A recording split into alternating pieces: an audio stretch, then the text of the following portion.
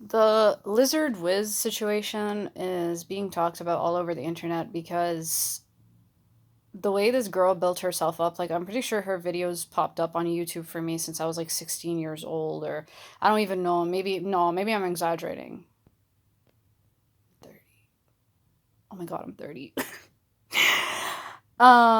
Excuse how I look. I didn't really prepare anything, but I just want to talk about this because this is so interesting. And why everyone is talking about this, right?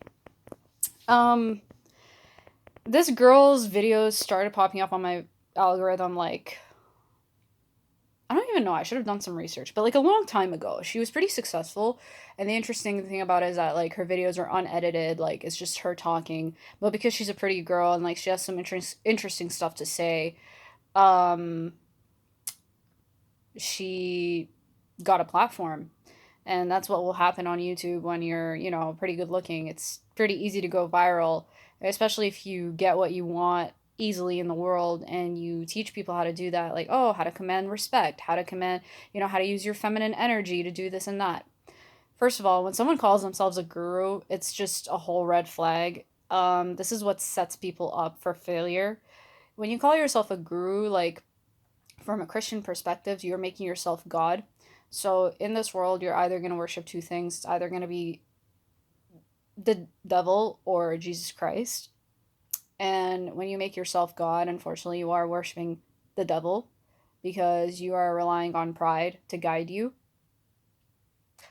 And here it is. Here's the this is her Roman Empire, right? Like, this is her downfall, and this is why everyone's talking about it, because she's just this very successful girl. I'm sure, I don't know what her net worth is, but I'm sure it's in the millions. I don't doubt it. Her videos like are honestly, and not to knock on her, she can barely speak English, but like she can barely form like she can form sentences, but you can tell when there's broken English.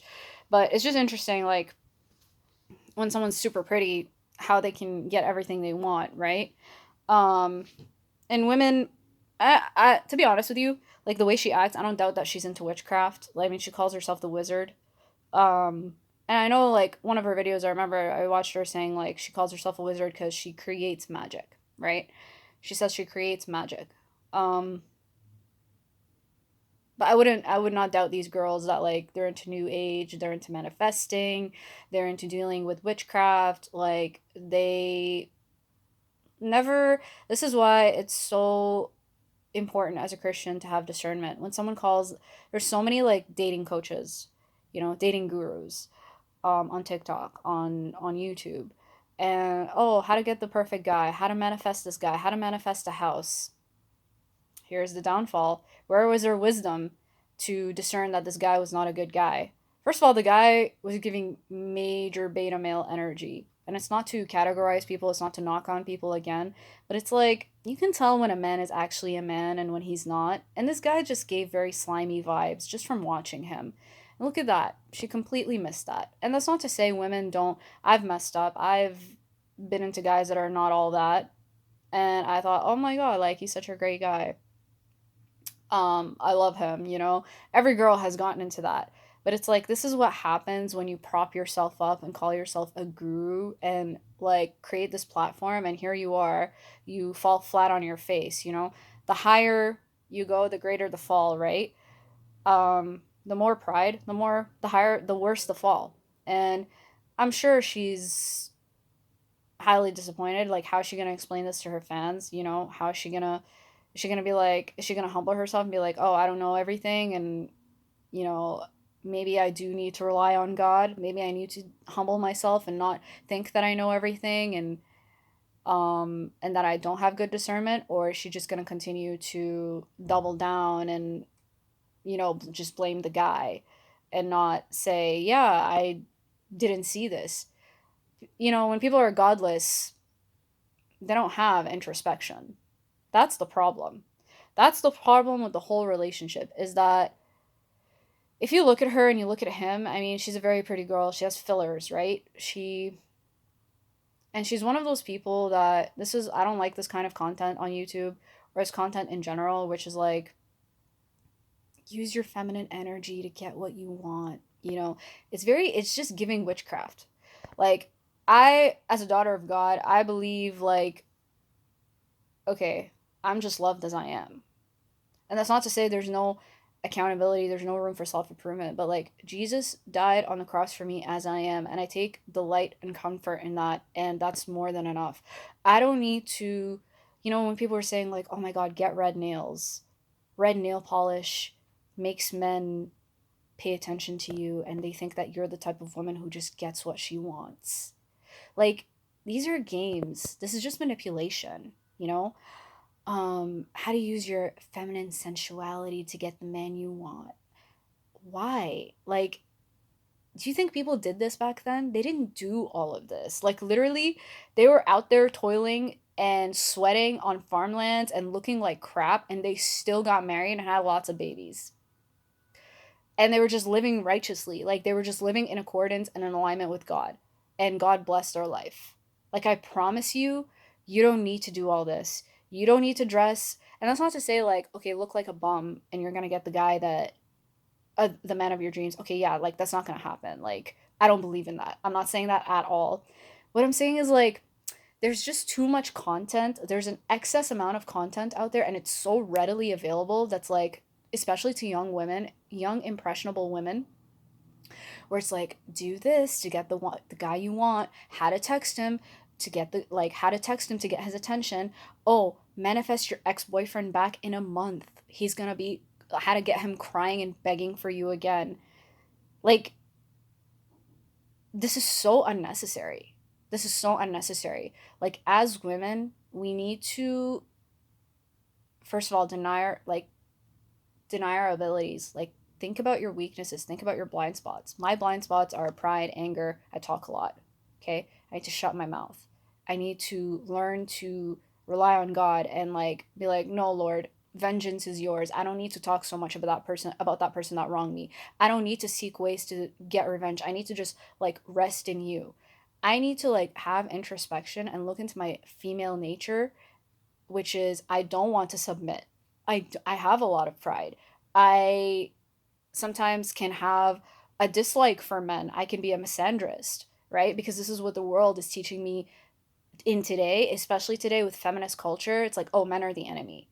I have to submit this to the Lord. I have to submit these feelings to the Lord. I have to surrender these thoughts and feelings to the Lord. That, no, God, correct my thoughts. That men are not the enemy. That maybe sometimes I am my own enemy. Maybe sometimes I don't know everything. And God gave you this amazing thing called intuition. And there's a difference between intuition and discernment and like pride and arrogance. And women make this mistake of saying, like, they think their feelings are real. They think every feeling that comes to them is real. It must be real. You did this, therefore you don't love me. You said this, therefore you don't love me. I've made that mistake so many times. I'm like, oh, how could he do that? If he was truly my husband, he wouldn't do that. But that's denying someone grace, right? That's denying them the chance to explain themselves. Like, instead of like confronting the person gracefully and telling them, hey, you did this thing, I didn't really like it, can we talk about it?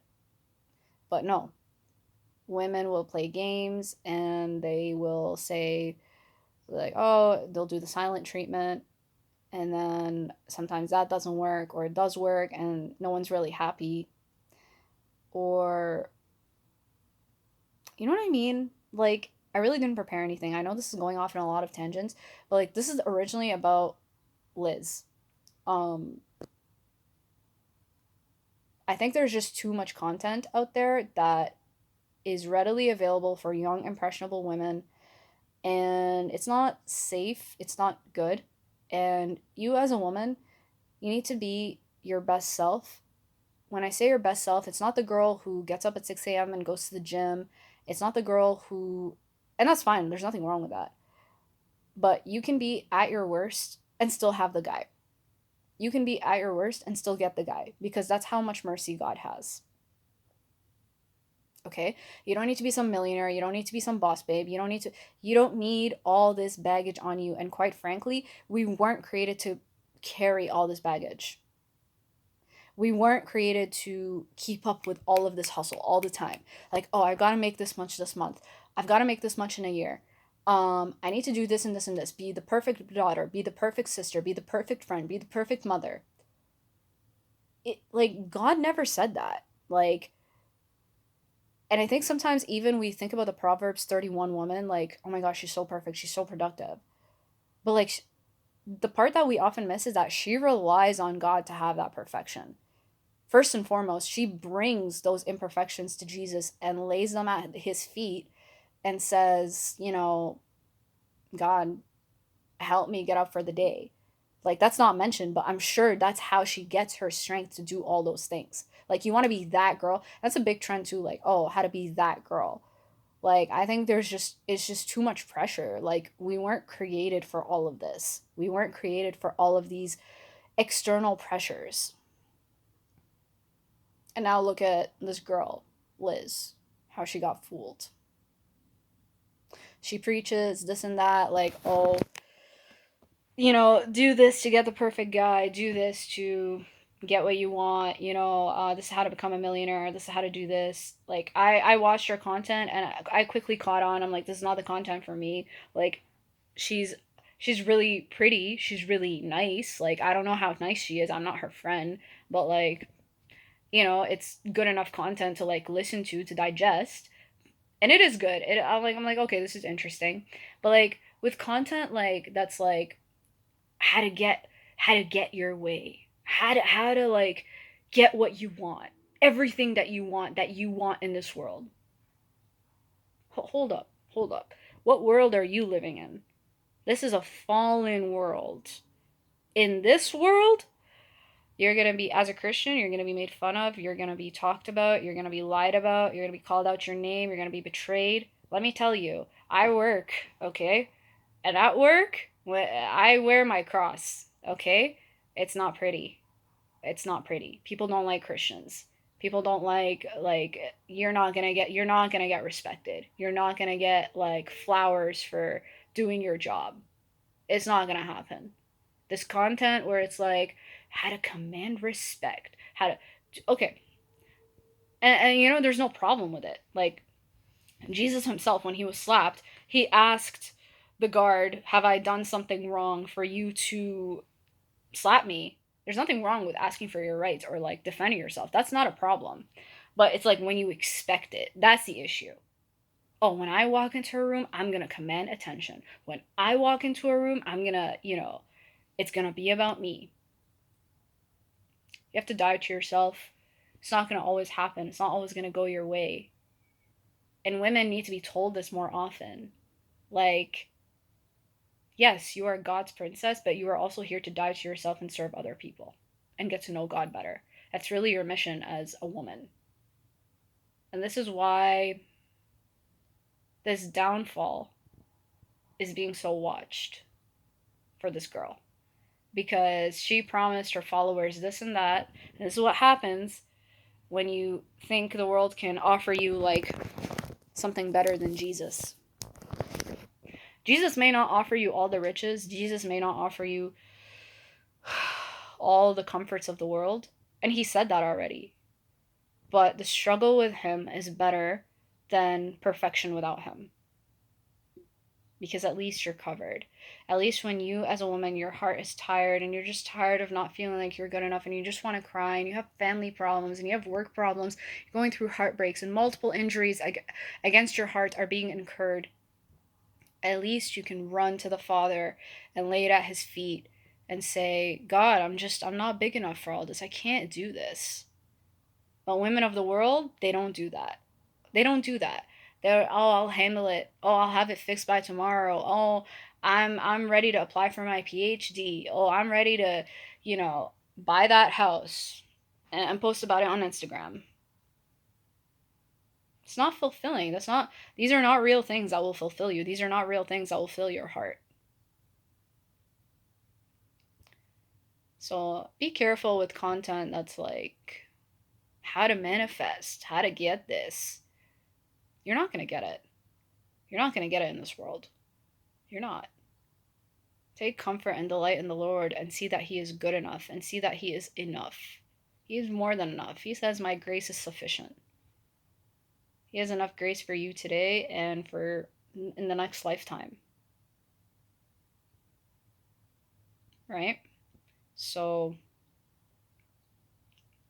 yeah, I hope this message blesses someone and like offloads the pressure off them and realize that like, okay, it's really not, life is really not that deep. Like I just have to love the Lord and be in alignment with the Lord so I can love other people, be as good as I can be, and recognize that I will struggle with my sin until the very last breath. Like, okay, you know how some people struggle with like pornography or like lust? You'll struggle with that for the rest of your life until your dying breath. My struggle, my major struggle is pride. I snub people. I'm like, I'm not saying hi unless you say hi first. I'm not forgiving you unless you talk to me first. Like I'm very stubborn. Like I'm like, oh, okay, they're not a good person. I'm also gonna double down and not be a good person too. Doesn't work. Doesn't work. You want to be a Christian, you want to follow God, you want to have a truly blessed life. That's not how you go about it. You surrender. Surrender. Major. Major necessity to feel God's blessing, to feel God's grace in your life, to feel God's favor in your life. God loves the humble. That's his favorite quality, humility. Because I think Saint Paisios say it, or some saint said it, but like demons literally tremble in the presence of a humble person. They tremble. They run away because that is the one quality that the devil cannot possess, which is humility. Okay? So, something to think about.